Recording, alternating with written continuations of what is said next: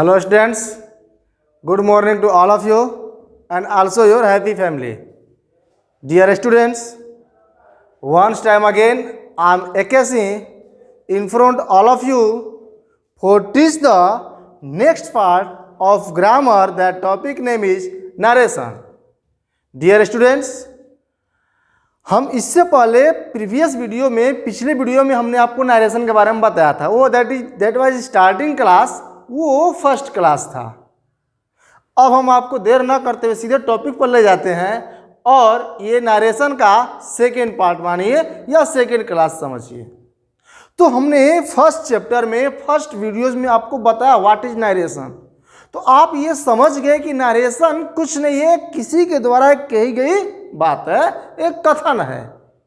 और किसी के द्वारा कही गई बात को हम किस तरह से अरेंज करते हैं, कैसे लिखते हैं, क्या क्या उसमें यूज़ करना पड़ता है, यही सब कुछ क्या है, नरेशन है। हमने उसमें बताया था कुछ नए नए वर्ड जोड़ना पड़ता है। उसके बाद हमने ये बताया था कि नरेशन के दो पार्ट होते हैं, एक होते हैं डायरेक्ट नरेशन और एक होता है इनडायरेक्ट नरेशन।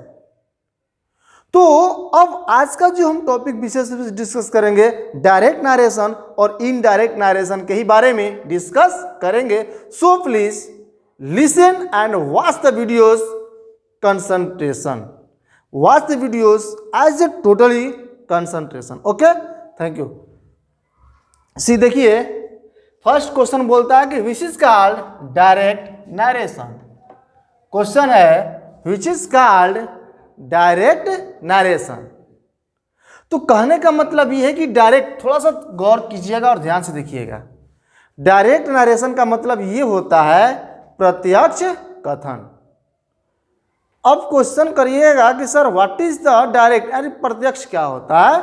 तो हम आपको यही बताएंगे कि जो बातें प्रत्यक्ष वो ज़्यादा घुमावदार ना हो, एकदम इन फ्रंट, सामने की तरफ।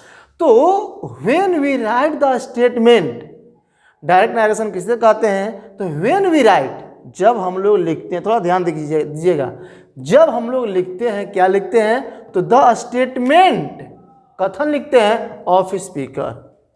हमने बोला था कि नरेशन में कुछ हो या ना हो, स्पीकर जरूर रहेगा, स्पीकर जरूर रहेगा। स्पीकर मतलब क्या, जैसे यहाँ पर हमने सेंटेंस दिया ही सेड, सेड मीन्स क्या होता है, कहा। तो ही सेड, आप बताइए यहाँ पर स्पीकर कौन है, तो ही है।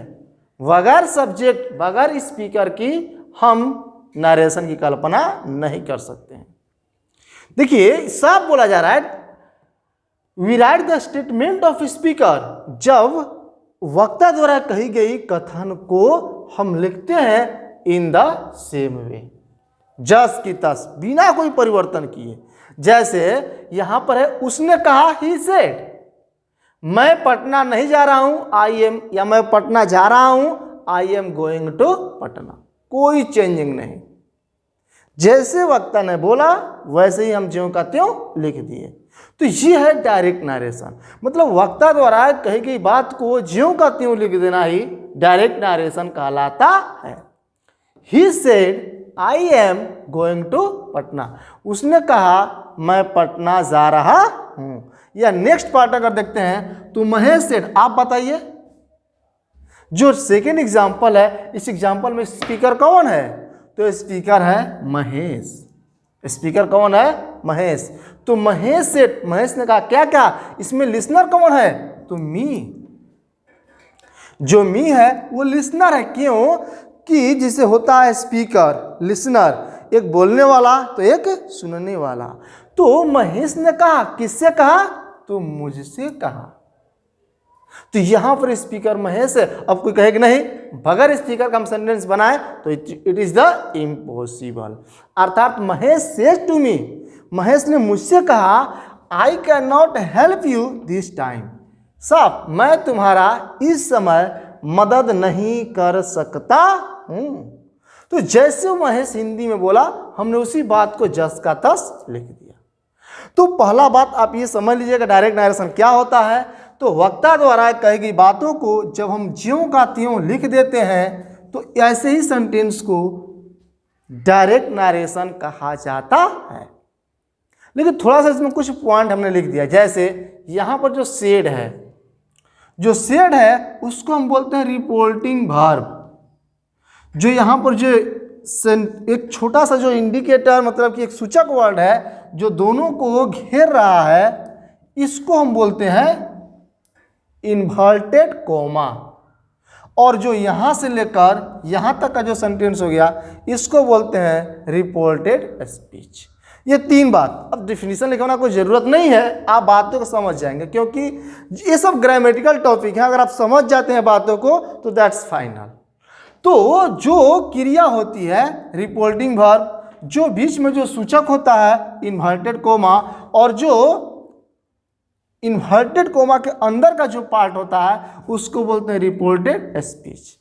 एक छोटा सा आपको हम फ्यू बताते हैं, थोड़ा सा तरीका बताते हैं जिससे कंफ्यूजन ना होने का रिपोर्टिंग वर्ब और रिपोर्टेड स्पीच में।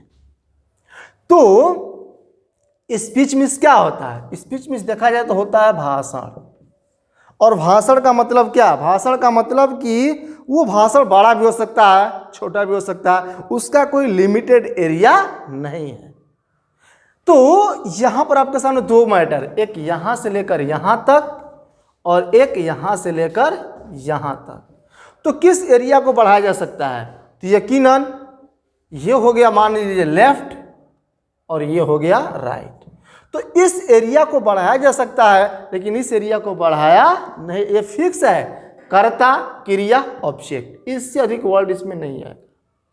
और लेकिन ये वर्ड बड़ा भी हो सकता है, छोटा भी, अर्थात जो चीज़ बढ़ सकता है, जो सेंटेंस बढ़ सकता है उसको हम स्पीच के माध्यम बना करके बोल सकते हैं रिपोर्टेड स्पीच। और जो फिक्स हो गया उसको बोलेंगे रिपोर्टिंग वर्ब। ये वर्ब क्यों? आप जानते हैं वर्ब मीन्स क्या होता है? क्रिया। क्रिया जो एक्शन को शो करे, इसलिए यहाँ पर जो से मीन्स क्या होता है? कहना। सेड मीन्स कहा, ये क्रिया काम करता है, इसलिए हम इसको बोलेंगे रिपोर्टिंग वर्ब। तो बोलिए एक सेंटेंस में जो तीन वर्ड होता है आप समझ जाएंगे। रिपोर्टिंग वर्ब क्या होता है, इन्वर्टेड कोमा क्या होता है और रिपोर्टेड स्पीच क्या होता है। बोलिए, एनी डाउट? ओके, तो ये रहा इंट्रोडक्शन ऑफ डायरेक्ट नरेशन। अब हम बात करते हैं विच इज कॉल्ड इनडायरेक्ट नरेशन। थोड़ा ध्यान दीजिएगा।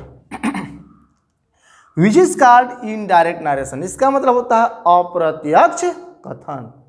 अर्थात अप्रत्यक्ष कथन किसे कहा जाता है? तो यहां पर डेफिनेशन क्या बोलता है कि when we do not write, साफ, when we do not write, जब हम लोग नहीं बोलते हैं या नहीं लिखते हैं द स्टेटमेंट ऑफ स्पीकर। कहने का मतलब यह है कि द स्टेटमेंट ऑफ स्पीकर, वक्ता द्वारा कही गई बात। इन द सेम वे, अर्थात कहने का मतलब यह है कि जब वक्ता द्वारा कही गई बात को हम लोग ज्यों का त्यों नहीं लिखते हैं, इन स्पाइट ऑफ दिस, इसके बजाय या इसके अलावा, we write another way by using some new word, अर्थात इसके अलावा हम कुछ नए शब्दों का प्रयोग करके दूसरे तरीका में लिखते हैं, तो उसको हम लोग बोलते हैं इनडायरेक्ट नरेशन, उसको हम लोग बोलते हैं अप्रत्यक्ष कथन। जैसे ही सेड, उसने कहा, अब यहां पे एक नया वर्ड आ गया, क्या आ गया? दैट। सेंटेंस को हमने जोड़ने के लिए की का प्रयोग किया, दैट। अब यहां पर ही था और यहां पर क्या था? आई। तो यहां पर नियम बोलता है कि first person change reporting verb subject. तो अब हम आई को ज्यों का त्यों लिखे थे, वो डायरेक्ट की बात था, लेकिन जब हम इनडायरेक्ट में एंट्री मारेंगे तब हम इसकी बात को अपने दूसरे फॉर्म में लिखेंगे, वो रिपोर्टिंग वर्ब के सब्जेक्ट और रिपोर्टिंग वर्ब के ऑब्जेक्ट के अनुसार चलेगा। तो यहां पर हो गया ही सेड दैट, उसने कहा कि ही was going to पटना, वह पटना जा रहा था। यहां पर एम था, यहां पर was हो गया। तो यहां पर हमने चेंजिंग क्यों किया? यहां पर हमने चेंजिंग इसलिए किया क्योंकि अब जो इनडायरेक्ट का जो सेंटेंसेज होते हैं वो दूसरे रूप में चलने लगते हैं। उनका जो फॉर्मेशन होता है वो कर्ता और कर्म के आधार पर चलता है। जैसे यहां पर एक सब्जेक्ट हो गया और एक ऑब्जेक्ट हो गया। तो इसका जो स्टेटमेंट जो बनता है, जो ये जो सेंटेंस जो बनता है किसका? इनडायरेक्ट नरेशन का, तो ये रिपोर्टिंग वर्ब के सब्जेक्ट और रिपोर्टिंग वर्ब के ऑब्जेक्ट के अनुसार निर्धारित किया जाता है। तो अब आप इस बात को ध्यान में रख लीजिए कि इनडायरेक्ट नरेशन वो होता है जिसमें कुछ न्यू शब्द को जोड़ करके दूसरे तरीका से जब उसको लिखा जाता है तो उसी को बोलते हैं इनडायरेक्ट नरेशन। लेकिन हाँ, ये बात है कि हम किसी भी तरह से लिखें, अर्थ में परिवर्तन नहीं होना चाहिए। अर्थात जो सेंटेंस ये बोलता है वही सेंटेंस ये भी है, बस तरीका बदल गया है। तो ये रहा इनडायरेक्ट नरेशन। तो बोलिए, एनी डाउट? थोड़ा सा आपको हम समझाते हैं शॉर्ट में। जो डायरेक्ट नरेशन होता है वो बातों को ज्यों का त्यों लिखा जाता है, और जो इनडायरेक्ट नरेशन होता है वो बातों को ज्यों का त्यों न लिख करके दूसरे तरीका में लिखा जाता है, वही होता है इनडायरेक्ट नरेशन। इनडायरेक्ट नरेशन बनाते समय हमें कुछ बातों को हमेशा ध्यान देना होगा। जैसे कुछ बातों को हमेशा ध्यान देना होगा, जैसे पहला बात, 3 पॉइंट आप क्लियर कर लीजिएगा। ये हमेशा पहला बात, जब भी ये शेड आएगा, जब भी यहाँ पर शेड आएगा तब उसके लिए रिपोर्टिंग वर्ब जो होगा उसके लिए हम कोई ना कोई न्यू वर्ड लिखेंगे, कोई ना कोई न्यू वर्ड लिखेंगे। कब? जब रिपोर्टिंग वर्ब को हम इनडायरेक्ट नरेशन में बदलेंगे तब। पहला चेंजिंग। दूसरा चेंजिंग बोलता है इन्वर्टेड कोमा। जब भी आप इन्वर्टेड कोमा देखेंगे तो इसको ही बदलेंगे। इसके लिए कहीं टू लगता है, तो कहीं दैट का, तो कहीं इफ का, तो कहीं क्वेश्चन वर्ड का प्रयोग किया जाता है। अर्थात जब भी आप डायरेक्ट नरेशन में इन्वर्टेड कोमा को बदलेंगे तो यहां पर इन शब्दों का प्रयोग किया जाता है। हम बताएंगे आपको कि कब टू होता है, कब दैट होता है, कब इफ होता है और कब क्वेश्चन वर्ड होता है। इतना आपको हमेशा बदलना पड़ेगा। और तीसरा बात ये है कि हर प्रेजेंट, जैसे हेल्पिंग वर्ब जो दिया हुआ है, इज हो गया, वाज हो गया, हैज हो गया, हैव हो गया, हैड हो गया, शैल विल हो गया, ये सब भी बदलता है। अर्थात इस सब को भी हमें चेंजिंग करना पड़ेगा, बहुत कुछ बदलना पड़ेगा। ठीक, तो ये रहा इतना तक का समथिंग जानकारी। ठीक, चलिए आगे हम देखते हैं। अब हम आपको आगे पढ़ाएंगे। तो देखिए, तो हमने अभी तक ये बताया था कि डायरेक्ट नरेशन क्या होता है, और दूसरा हमने बताया इनडायरेक्ट नरेशन क्या होता है। इसके साथ साथ हमने तीसरा पॉइंट बताया कि शेड को हम कैसे बदलते हैं, या रिपोर्टिंग वर्ब क्या होता है। चौथा पॉइंट बताया कि इन्वर्टेड कोमा को कैसे बदलते हैं, या इन्वर्टेड कोमा क्या होता है। उसके बाद हमने बताया रिपोर्टेड स्पीच क्या होता है।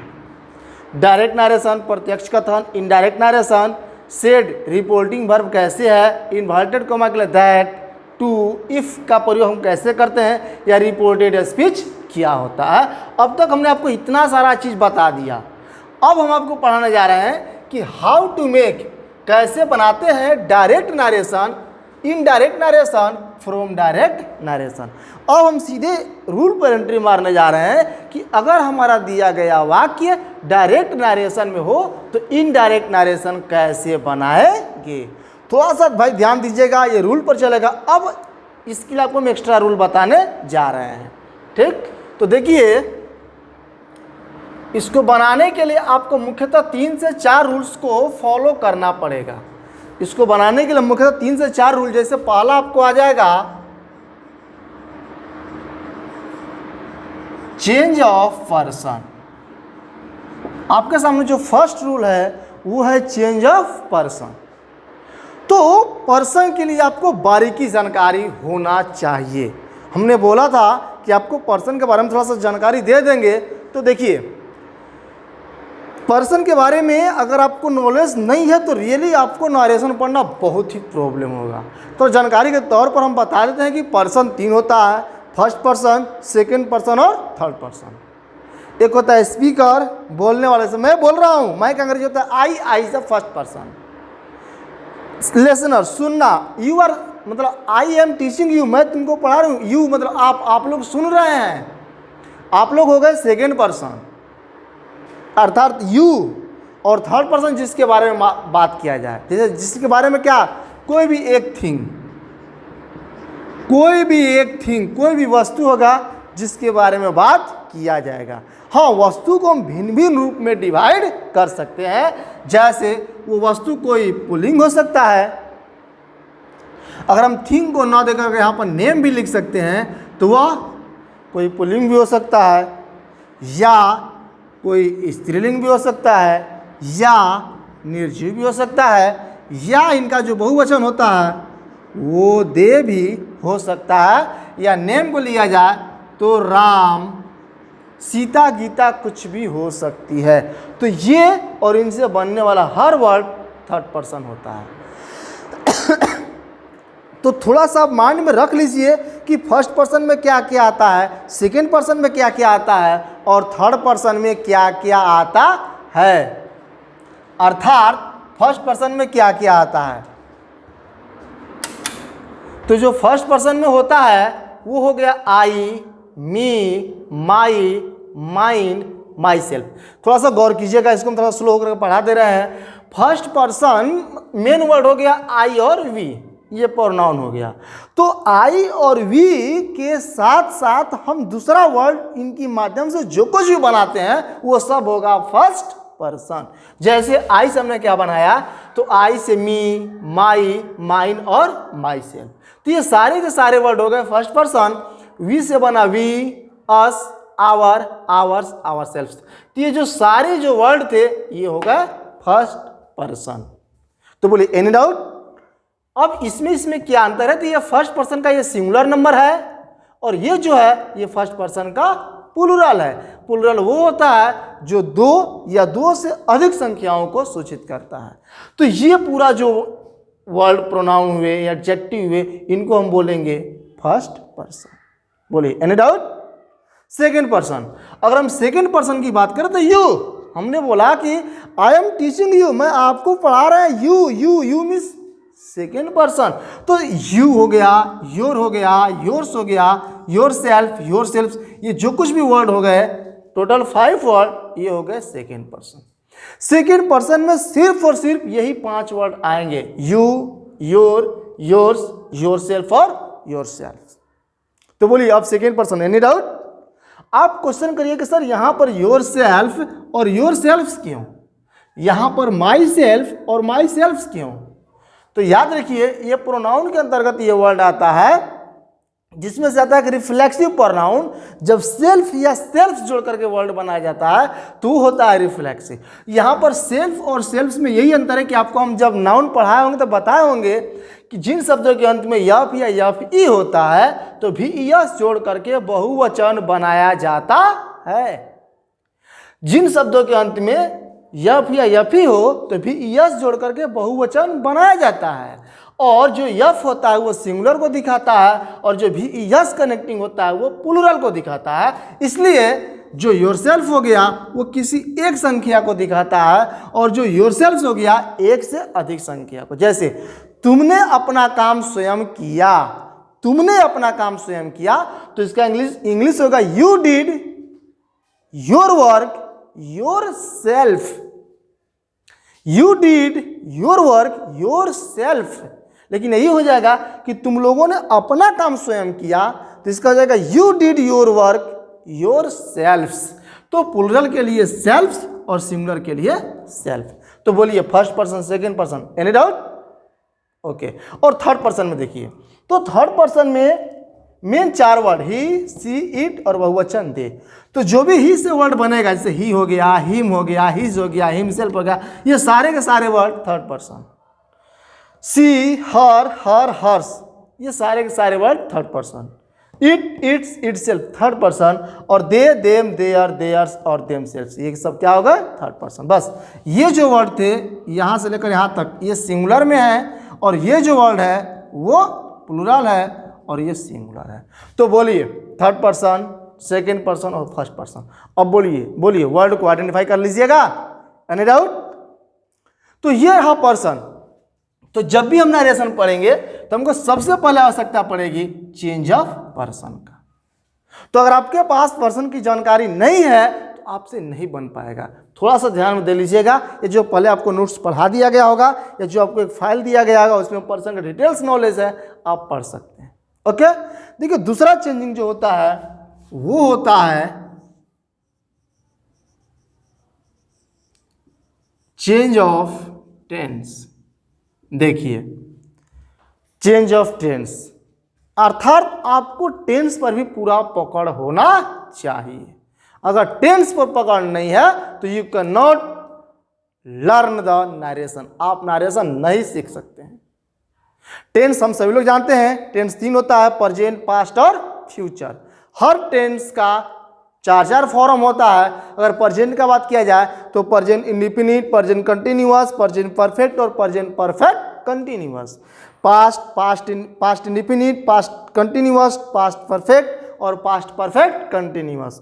Future indefinite, future continuous, future perfect और फ्यूचर परफेक्ट कंटिन्यूअस। तो ये सिर्फ तो आइडेंटिफिकेशन या इसका समथिंग डिफिनीशन हुआ, लेकिन आपको डिटेल्स जानना पड़ेगा कि हैज कब होता है, हैव कब होता है, गो कब होता है, वेंट कब होता है, गोइंग कब होता है, गोज कब होता है। ये सारी बातों को आपको दिमाग में रखना पड़ेगा। ये सब बात क्लियर रहेंगी कब, जब आपका टेंस जैसा टॉपिक कंप्लीट रहेगा तब। इसलिए हम चाहेंगे कि सभी लोग घर पर जा करके और पूरा घर पर जा करके, आप लोग तो घर ही पर हैं, ठीक, पूरा घर पर टेंस को पढ़िएगा मत। हर टेंस का आज ही 20-20 को अनुवाद बना लीजिएगा और आपके सामने जो प्रैक्टिस किताब होगा उससे मिला लीजिएगा, कंप्लीट हो जाएगा, ठीक। क्योंकि ग्रामर है, ग्रामर में पढ़ाने जाता है, बनाया जाता है। जैसे मैथ में कोई क्या याद करेगा, उसमें सिर्फ सोल्व किया जाता है। तो ये है change of tense. Third point की अगर हम बात करें तो इसमें आ जाएगा change of other part of speech. इसमें कुछ एक्स्ट्रा वर्ड आते हैं अदर पार्ट, जैसे कि टुमारो का द नेक्स्ट डे, यस्टरडे का प्रीवियस डे। तो ये सब मान लीजिए याद करने वाला है, लेकिन मेन ये तो आपको समझना ही पड़ेगा। पर्सन आपको मालूम ही रखना पड़ेगा। इसके अलावा भी कुछ हेल्प लेना पड़ेगा। जैसे इसमें आपको आवश्यकता पड़ेगी किसका, मान लीजिए हम अपने से लिख रहे हैं चेंज ऑफ केस। अगर आपको केस की जानकारी नहीं है तो आपको काफी समस्या हो सकता है। कब, जब हम लोग नरेशन बनाएंगे तब। तो आपको हम केस के बारे में अभी रिफ्रेश कर देते हैं, ध्यान सुन लीजिएगा। अभी हम केस के बारे में बता दे रहे हैं, ठीक। पर्सन और केस दोनों रिलेटेड टॉपिक है। जैसे जो पर्सन है वही चीज केस है। बस पर्सन का हिंदी होता है पुरुष और केस का हिंदी होता है कारक, जो संबंध रिलेशन को दिखाए। तो इसके आधार पर आप केस बताएं तो केस में 4 अक्षर होता है। केस में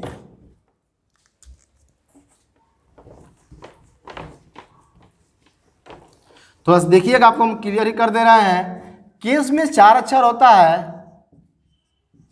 अर्थात केस 4 होता है।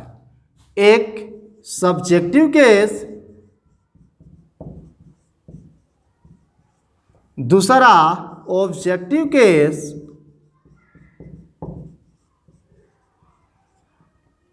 थर्ड होता है पोसेसिव केस। इसका 2 पार्ट होता है, एक एडजेक्टिव और एक होता है प्रोनाउन, और 4 होता है रिलेटिव केस। थोड़ा सा ध्यान समझ लीजिए, ठीक। आपको हम केस को भी फाइनली कर दे रहे हैं। ओके, यहाँ तक क्लियर समझा दे रहे हैं कि अब कल से जो अगला जो वीडियो आएगा सीधे आपको हम ले चलेंगे कि अब सेंटेंस के रूप में नरेशन कैसे बनाया जाता है। लेकिन उससे पहले इनका जानकारी होना बेहद जरूरी है। तो सब्जेक्टिव केस, तो सब्जेक्टिव केस वो होता है जो किसी भी वाक्य में एक कर्ता का कार्य करता है। जैसे he is going to Patna, कौन पटना जा रहा है? तो ही, जो ही हो गया वह सब्जेक्ट हो गया, सब्जेक्टिव केस। अर्थात जो मेन वर्ड जैसे I, we, you, he, she, it, they, ये सब जो मेन वर्ड या जो सेंटेंस के प्रारंभ में आते हैं एक कर्ता के रूप में, उनको बोलते हैं सब्जेक्टिव केस। ऑब्जेक्टिव केस वो होता है जैसे आई का मी, यू का ऑब्जेक्टिव केस यू होता है, ही का ऑब्जेक्टिव केस हिम होता है, सी का ऑब्जेक्टिव केस हर होता है, ठीक, दे का ऑब्जेक्टिव केस देम होता है। तो इन शब्दों को बोलते हैं ऑब्जेक्टिव केस। और एक होता है पोसेसिव केस। पोसेसिव केस मतलब जो संबंध को दिखाए, जैसे this is my pen, my means मेरा, पोसेसिव केस हो गया। That is your house, that is your house, यह तुम्हारा घर है। तो जो रिलेशन को दिखाए, जो संबंध को दिखाए, उसको हम लोग बोलते हैं पोसेसिव केस। इसका दो पार्ट होता है, एक एडजेक्टिव होता है, एक प्रोनाउन होता है। अर्थात हम एक सेंटेंस लिखते हैं जैसे दिस पेन इज माइन, और एक लिखते हैं दिस इज माई पेन। दो सेंटेंस हमने लिखा, एक लिखा दिस पेन इज माइन और एक लिखा दिस इज माई पेन। तो यहां पर माई के साथ नाउन अटैच है, इसलिए हम जो माई को बोलेंगे वो बोलेंगे एडजेक्टिव, क्योंकि एडजेक्टिव का हिंदी होता है विशेषण, और विशेषण उसे कहते हैं जो संज्ञा सर्वनाम का विशेषता बताए या किसी संज्ञा से पहले यूज किया गया हो। जैसे हिज फादर, तो फादर नाउन हो गया और हिज एडजेक्टिव हो गया, क्योंकि जो हिज है वो फादर से अटैच है।